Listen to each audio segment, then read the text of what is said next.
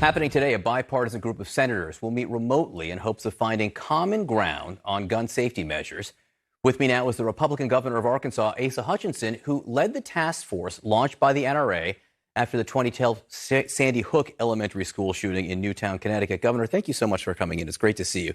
There's this bipartisan meeting today, and the word that we use there is common ground.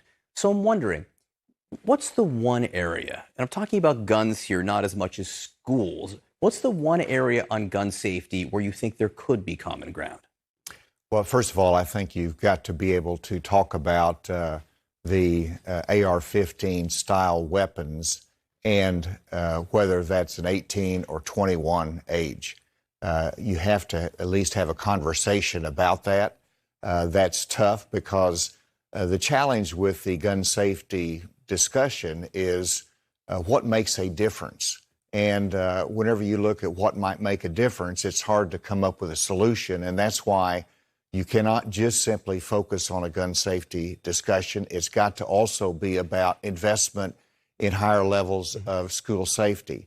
Now, it didn't work very well in Uvalde, but they didn't follow the guidebook either, and what it appears to be. And so that's an extraordinary tragedy that's driving the discussion today, as it should. But I hope that the senators, first of all, I applaud them for meeting together. As a governor, America wants to see, in a bipartisan way, this kind of discussion going on, looking for solutions that make a difference. I hope to be able to mirror that as a governor, and that we can have a bipartisan working group of governors also looking at this issue and how we can do better for our children. I think there's wide agreement that people like the idea of a discussion about many different aspects of it. And maybe one way of framing the discussion is we may not be able to stop every mass shooting, but what if we could stop one? Then it would be worth it. And then to the issue of the age, this is an area, again, where Florida, with a then Republican governor, Rick Scott, passed a measure lowering the age, or actually raising the age to 21, where you could buy an AR-15 style weapon. President Trump, former President Trump, there was a period of time where he was in favor of raising the age to buy it to 21. To a lot of people, that seems like common sense. Why not do that? Well, first of all, they did that in California, and that was appealed to the courts, and the court struck it down as unconstitutional. So you do have a constitutional issue there. Secondly, will it make a difference? And as you said, if we can stop one, that's worth looking at.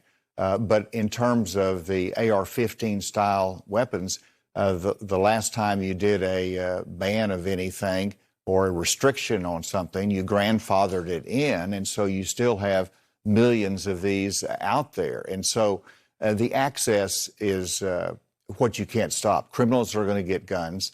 Bad people are going to get guns. And in this instance in Uvalde, it was different. He waited till his 18th birthday when he had access, and so it's hard to say. Maybe that might have delayed it more. Maybe it would have made a difference. And whenever that is on the table, then you have to have an honest conversation about it. I do think it's interesting that I'm not sure you're in favor of raising the age, but you're certainly in favor of exploring it deeply. I do. I think that, I have a lot of concerns about it from a constitutional standpoint, but we've got to have this conversation. And of course, part's going to be how you're going to define it. Mm-hmm. This is not easy. This is in the weeds of legislation. And so it's going to take a little bit of time. And again, let's don't put all of our focus on there, because even if we pass something, we have to do more on the school safety and the investment on the security side. What's the risk of doing nothing? I mean, because we have in the past done nothing. We have emerged from shootings like this with no changes. So what's the risk of doing nothing here? Well, there's a lack of confidence by the American public. There is parents that have continued concern about safety in the schools. But again, if you simply did something on school safety, that makes a huge difference. Think about after 9/11, and we had, a safety issue with our airlines. We invested in it. We put air marshals there. We put armed guards there. We armed the cockpits as well. Mm-hmm. And it made a difference for safety, and people had confidence in it. We didn't restrict anything. Well, we did, but we put our magnetometers in place. So we relied upon that, and we could do the same thing with our schools. It's not easy, but that's the really the most important focus that we can have. I think Well, except that it's not just schools, right? It's supermarkets also. That's right. You're right, in Buffalo. And so you have to have that conversation, and you're right.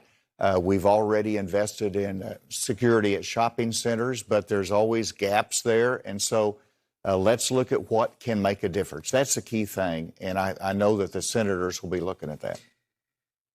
How encouraged are you by the tone in Washington right now? I mean, look, this bipartisan discussion is progress, but do you feel as if people are talking about solutions there? I think they are. I think they're very genuine about it. We're all either parents or grandparents, and you don't escape that personal feeling because you're in the United States Congress.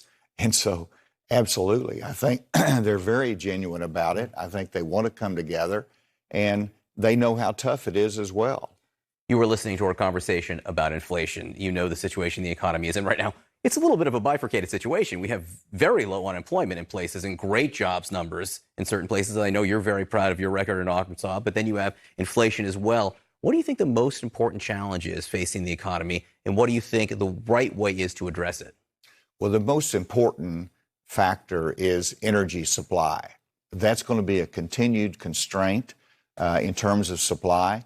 But this is something we've got to accelerate production here in the United States. This is something we can make a difference on in the short term. I don't believe it takes quite that long to turn around our energy production and also the confidence in our energy supply. And that's what's hurting Americans the most is the high price of gasoline at the pump.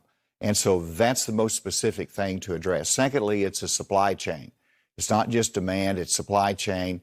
There's steps that can be taken. We've got, for in Arkansas, we reshored steel production. U.S. Steel's and building a new plant in Arkansas. We're very proud of a $3 billion state-of-the-art plant. We're going to be one of the leading steel-producing state in the nation. Well, that's helping us to control our destiny. That helps us on supply. Those are things that are critically important that we have to address, and we need to do it quickly. You thinking about running for president? Well, it's on the table, but let's get through 2022. We have a very important election. We got incredibly difficult issues that we're dealing with right now. I want to be a part of the solutions.